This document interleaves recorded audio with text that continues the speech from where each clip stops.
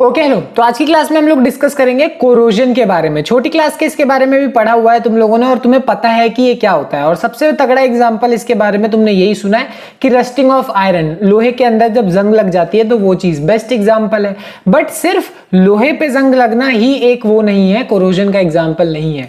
इसके अलावा जैसे सिल्वर होता है, सिल्वर का ब्लैक पड़ जाना इसको टार्निशिंग बोलते हैं। तो सिल्वर का टार्निश हो जाना, कॉपर का ऐसे ग्रीनिश पड़ जाना, तो ये सब कुछ किसके कैटेगरी में आता है? कोरोजन की ही कैटेगरी में आता है। तो ओवरऑल यहां से हम यही चीज कह सकते हैं कि ऐसी जो भी चीज, ऐसी कोई सी भी चीज जो कि किस कैटेगरी में आए, इस कैटेगरी में आए जहां पे वो ऑक्सीजन की कैटेगरी, मतलब ऑक्सीजन के कांटेक्ट में आके, एयर के कांटेक्ट में आके वो थोड़ी सी खराब होने लगे। चाहे वो आयरन हो, सिल्वर हो, कॉपर हो या कोई दूसरा एलिमेंट मेटल भी हो, तो भी स्टील तक का हो सकता है।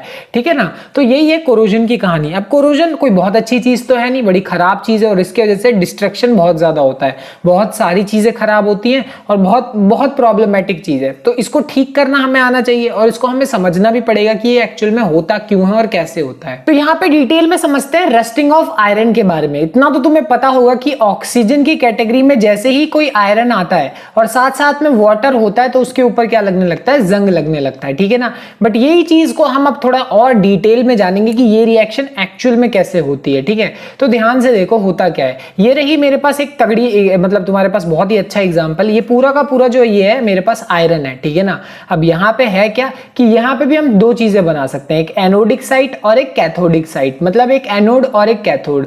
एनोड पे क्या होगा कि जो आयरन है मेरा वो किस में कन्वर्ट हो जाएगा? आयरन 2 पॉजिटिव में, और वो मेरे पास क्या हो जाएगा? इलेक्ट्रॉन्स को लूज करने लगेगा, जैसा कि तुम एनोडिक साइड पे देख सकते हो। यहां से आयरन जो है वो बाहर जाएगा, एक तरीके से वो कह सकते हो कि अपने इलेक्ट्रॉन्स लूज करेगा। किसके लिए लूज करेगा? वो ऑक्सीजन के लिए लूज कर देगा। और ये चीज किसके कैटेगरी में जा सकती है? एनोड की कैटेगरी में।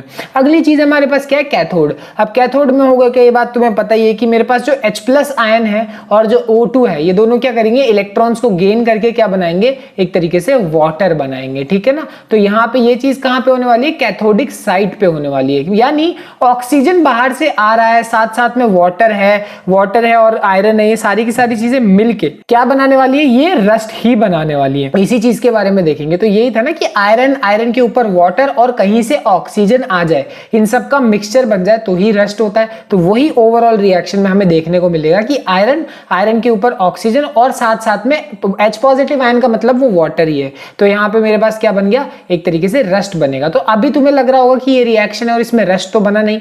ओवरऑल होता क्या है कि जो Fe2 पॉजिटिव आयन है, ये Fe2 पॉजिटिव आयन ही आगे जाके क्या बनाता है? Fe2O3.XH2O बनाता है। और यही चीज किसका फॉर्मूला? ये रस्ट का ही फॉर्मूला होता है। ठीक है ना? तो वो मेरे पास पॉजिटिव आयन है, वो आगे बना देगा। तो ये रिएक्शन है, इसको थोड़ा याद करना पड़ सकता है। इस डायग्राम को बनाने की कोई जरूरत नहीं है, इतना दिक्कत वाली बात नहीं है। तुम्हें बस समझना है कि रस्टिंग होती कैसे है, कि लोहे के ऊपर पानी के साथ ऑक्सीजन, जब ये सारी चीजें होंगी तो वो रस्ट उसके ऊपर लग ही जाएगा, जंग लग जाएगा। अब आखिरी चीज, जैसा कि मैंने बताया कोरोजन में बहुत ज्यादा डिस्ट्रक्शन होता है, उतनी कोई बहुत अच्छी चीज नहीं है ये, इसकी वजह से प्रॉब्लम ही होती है। तो इसको ठीक करना पड़ेगा, प्रिवेंशन करना पड़ेगा। तो सबसे क्या बेस्ट तरीका है हमारे पास? हम क्या कर सकते हैं? पेंट कर सकते हैं। जो भी हमारे पास मेटल्स वगैरह उनको पेंट कर देंगे तो उस पर जंग नहीं लगता। ठीक है? क्योंकि वो एयर के कॉन्टैक्ट से वो छूट गया इस वजह से।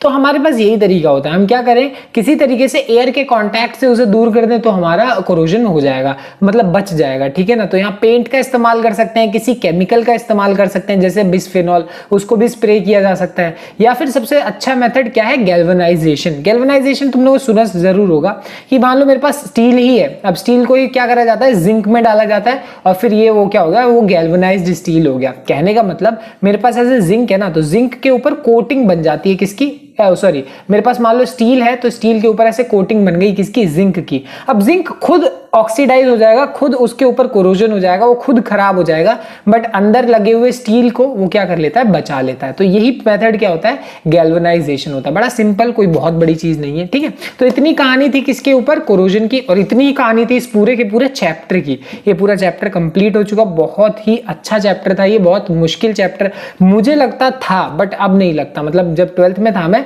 तब मुझे शुरुआत में बहुत मुश्किल लगा था, बट एक बार कंसेप्ट पकड़ लोगे ना तब बिल्कुल भी प्रॉब्लम नहीं होगी। बस कुछ रिएक्शंस हैं जो कि याद करनी पड़ती हैं। हाँ, उसके अलावा काफी इजी चैप्टर है। बाकी मिलते हैं अगली क्लास में। Bye bye.